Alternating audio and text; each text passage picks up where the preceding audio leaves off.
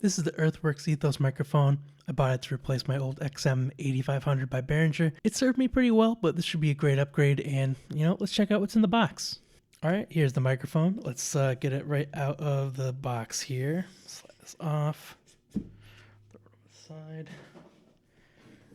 Okay, and how does this open? This is not very clear.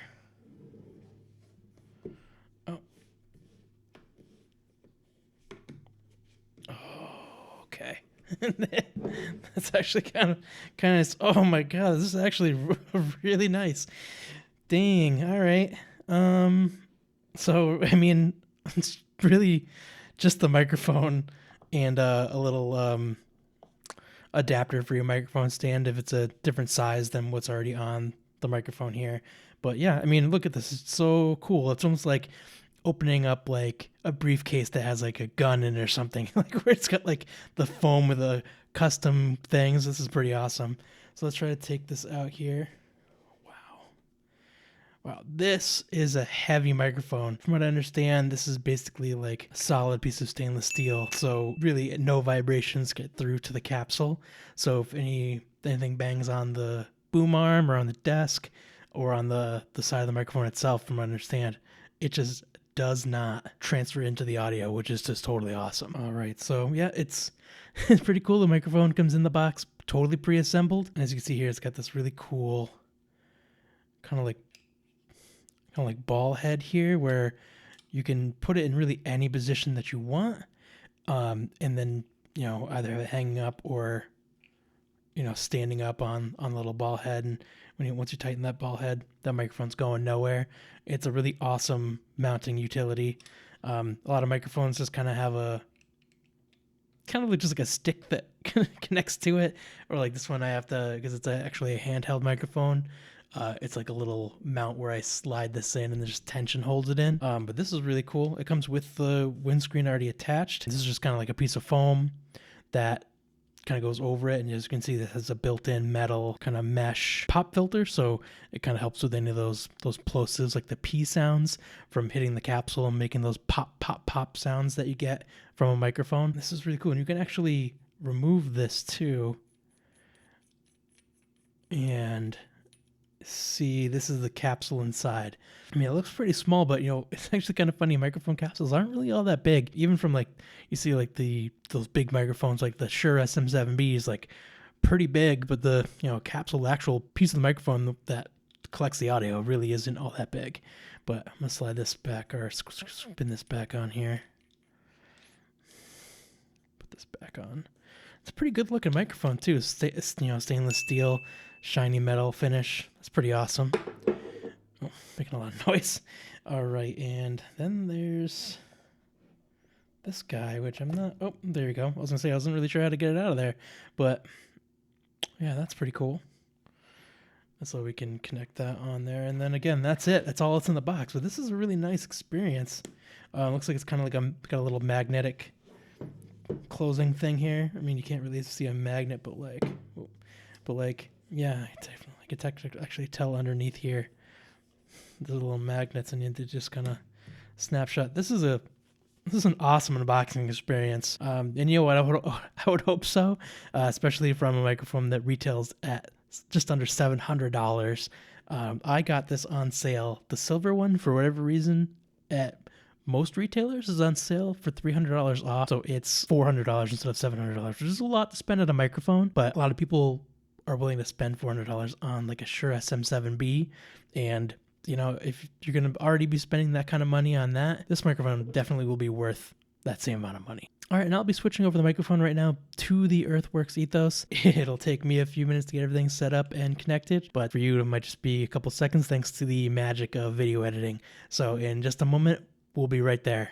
All right, we are back, and this is the Ethos microphone, and it's actually kind of nice. It's a little bit hard to connect because the weight of it, like I mentioned, while I was unboxing it, it's kind of a heavy microphone. It's like a lot of it's like solid, stainless steel. And when I took off the old microphone and started to connect this new one, it's hard to hold the microphone and connect it to the boom arm here, because the boom arm wanted to go up and the microphone wants to go down. So I really had a hard time holding it. So if you do decide to purchase this microphone, know that it's going to be a little annoying to actually get it on here in the first place, just because this is so heavy and this is designed to,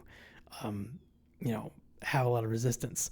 So if you have another person around that can help, at least just hold this down while you screw it on, that'll definitely help. So, I mean, hopefully the audio is better quality here. Let me know in the comments below if you can tell the difference between the first part of the video and this part. I know that YouTube does compress the video a lot, so my audio might not be, 1,000 times better, but hopefully it is a little bit better. But again, there it is. And this is compared to my old Behringer XM 8500 microphone. I have this little windscreen on there just to help with the plosives. But yeah, this microphone, $25. This one, $400. Hopefully there's a difference. I mean, so far I really do like just the style of it and how heavy duty it is. But I guess one really good test would be to make some noises and see if it comes across. So let's see. Like I'm hitting my desk. I do see it come across on the audio interface. Gonna hit this boom arm a little bit.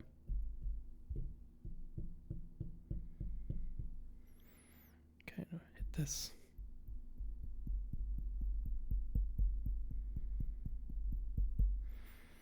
I guess we'll know once I go to edit the video if I actually hear those sounds of the microphone. From the other video reviews I've seen, at the very least, tapping the microphone really didn't come across at all in the audio. I did see audio go up a little bit when I was tapping. So, I mean, it definitely looks like it's detecting some sound from it. But hopefully it does a good job kind of, not accepting those noises. I mean, this is a condenser microphone. So, essentially, the difference between a condenser and a dynamic like this one. The dynamic microphone, the capsule vibrates when you speak into it. It sends a signal over to whatever you have, like an interface or an amp or whatever, and that has to amplify the line level signal, which is really quiet on a dynamic microphone. It is not boosted by any kind of electronics, really just that vibration and that signal being sent over like an analog cable. Whereas a condenser microphone, there's electronics in here that almost make it like, I'm no expert on here, but from what I understand, it's almost like an antenna for your voice. Like it pulls in more sound. So if you have an untreated room, you'll hear more of those sounds. The one thing that makes this, it makes it more of a broadcast microphone is that it's a super cardioid pickup pattern. So it does a really good job only picking up the sounds going right into the top of the microphone. And like these dynamic microphones here, this the handheld dynamic microphone. This is a regular cardioid pickup pattern, so it's a little bit more wider of a pickup. Really meant for, this one kind of thing is really meant for being on a stage so that it pick up like a singer's voice no matter where they are right in front of it, but kind of get, not take in the sounds from the other instruments and other things around the outside. Whereas this, it's really pulling in from just straight into the microphone. But let's check out to see. My room here is not treated at all. There is some furniture, and I've got some blackout curtains that can help with that kind of thing. But if I make some claps here, we'll see how that echo happens. And hopefully the audio is really good. Hopefully it doesn't, pick up a lot of echoes, but we'll have to see. Can I recommend this microphone? Well, if you are already, making YouTube videos, or you're already streaming, or you're already doing a lot of things and you already have a good sense of audio, then maybe something like this might be a good choice for you. If not, if you're really a beginner kind of thing, might be a little bit pricey. If you have the money, definitely go for it.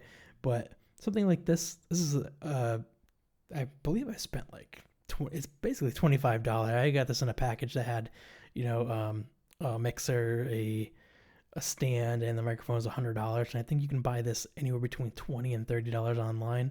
So if you're a beginner, something like this is probably a good choice. If you have the money, something like this is a pretty solid built microphone, probably lasts you several years. And hopefully it'll be, the last microphone you'll need. I have this microphone connected right into my Audient Evo 4 audio interface.